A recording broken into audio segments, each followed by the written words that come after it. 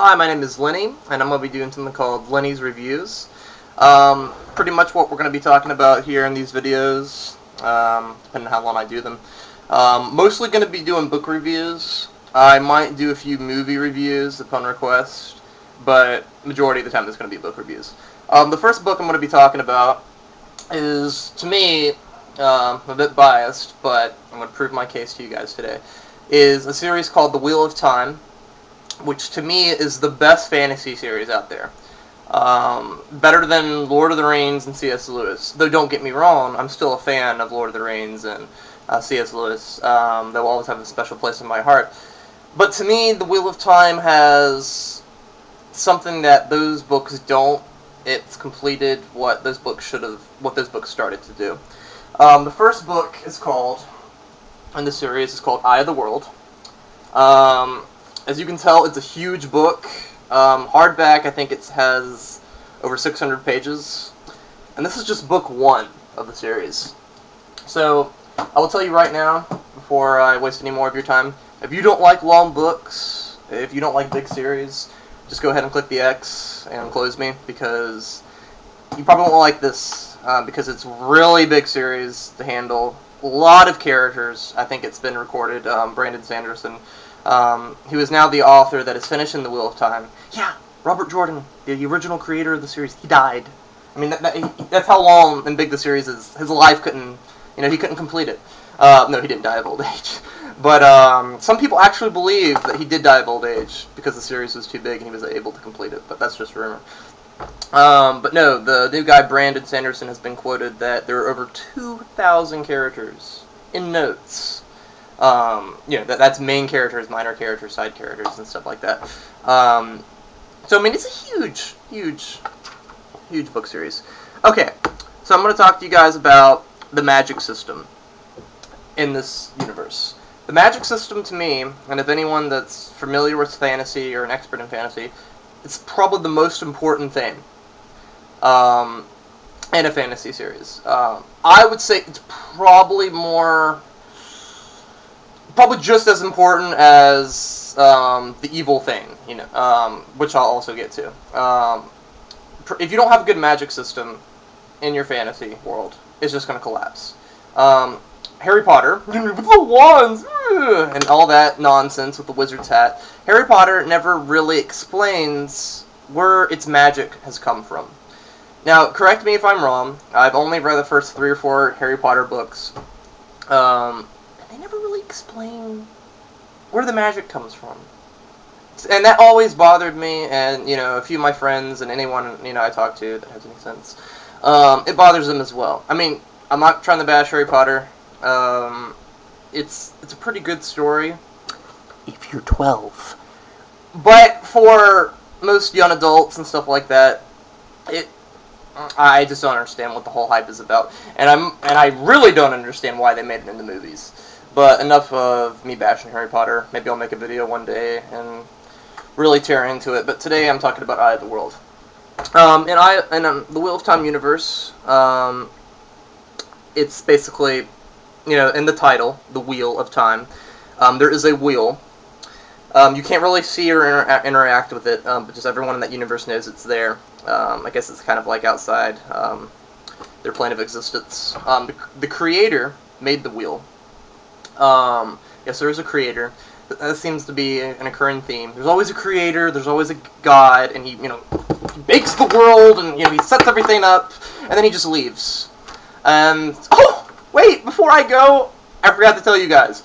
I'm going to leave my nemesis here to screw everything up, and I'm not gonna solve the issue. I'm just gonna leave. And so basically, there is another being called the Dark One, who's the equivalent of Satan. So basically, you have God and you have Satan.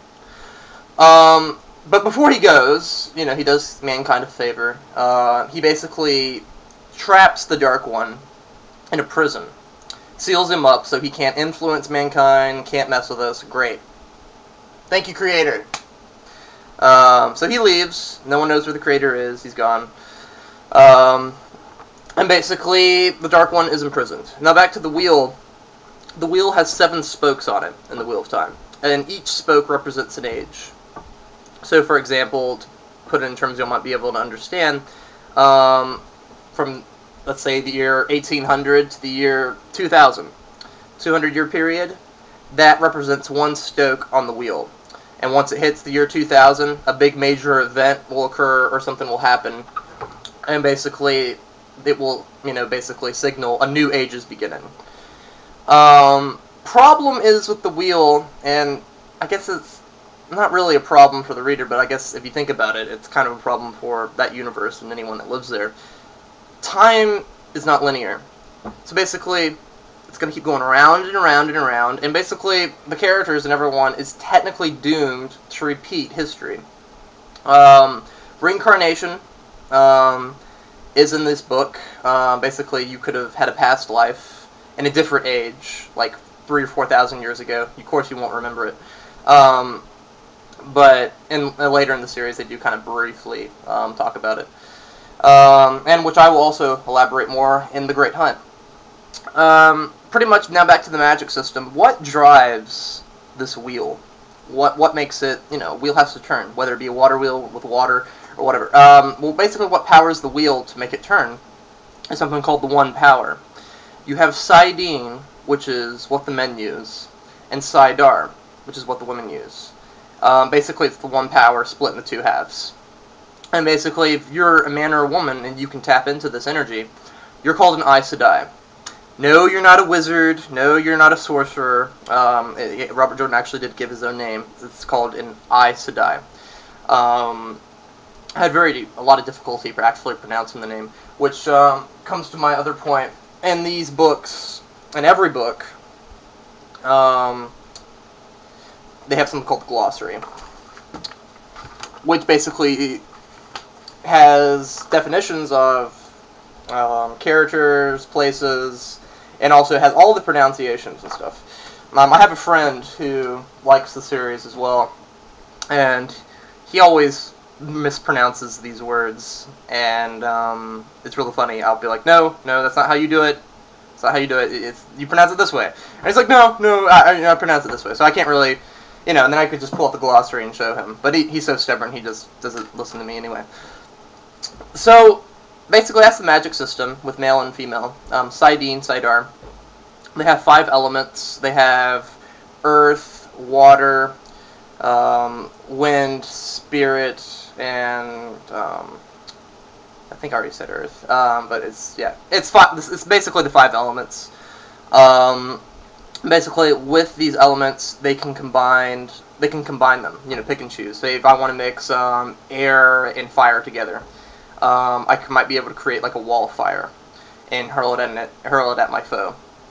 Some Aes Sedai in the Age of Legends, which is basically a time period that happened 3,000 years ago, before the actual main story. They could fly. It's just a great magic system. You can do so much with it. Now, I strongly feel I need to talk a little bit about the prologue. Kind of running short on time. YouTube has me limited to 15 minutes, and I'm not going to split my videos up into 2 parts. So I will try to speed this along. In the prologue, I've read and I've heard it's turned so many possible fans away, because when you read the prologue, you're not going to understand it. And you're not supposed to understand it. I firmly believe Robert and Jordan intended for you not to understand the prologue when you first read it. It is one of those things that, even when you're on book 4 or 5, you can literally pick up Eye of the World again and reread the prologue and understand it a lot better. So my suggestion to you is read the prologue after each book you finish in the series. You'll understand it more, you'll pick stuff out, and you'll just enjoy it. I still read the prologue. It's beautifully written. But the prologue takes place 3,000 years before the main story. And it's following a guy called Lewis Theron, who, in the prologue, unfortunately at the time, he's crazy. That's another thing that you'll find out in the series. All male Aes Sedai, they end up going insane, killing themselves, killing their loved ones, using the one power to destroy mountains, make oceans vanish, make oceans where there's dry land, totally mess up the landscape. I'm not going to tell you why that happened. because I don't want to give away too many details, and we don't have time to get into it. But basically, just know that when you're reading the prologue, this guy's really weird. He's really weird. Yeah, he's crazy. So he's not on drugs or anything like that. He's just nuts. And it's not his fault. But anyway, after you're done with the prologue, it's really short. It basically jumps ahead 3,000 years.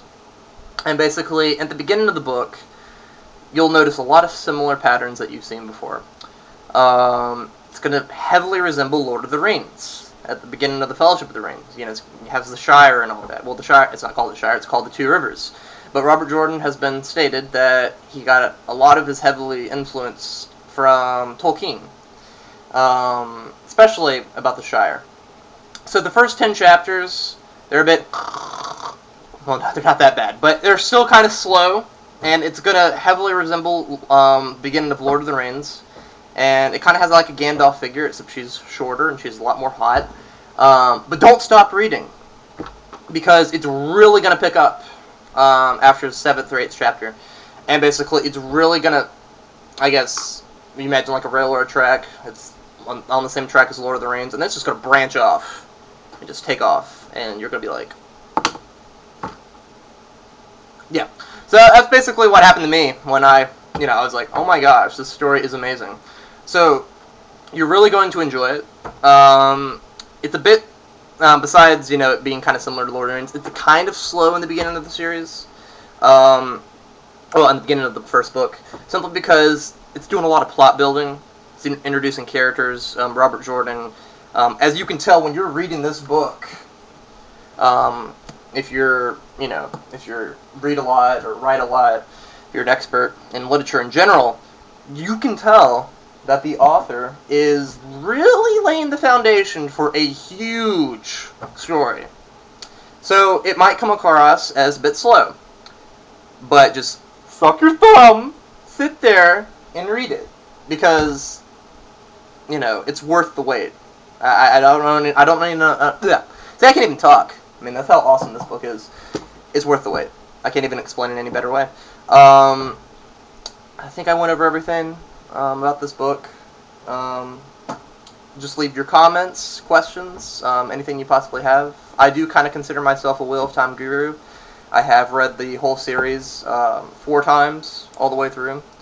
The last book is not out yet, so obviously I haven't read that one. It's coming out in March of 2012, if any of y'all are Wheel of Time fans and didn't know that. So just enjoy the book, and in maybe 2 weeks or a month, I will be back, and we'll be discussing The Great Hunt, and there I can really kind of, I will assume that you have read the first book by then, and I will talk a lot more in depth about the characters and what I think about them, and just I can talk about the story more in general. Anyway, this has been Lenny's review, and it's been great talking to you guys, and hope you enjoyed it, and I didn't bore you too much. See ya.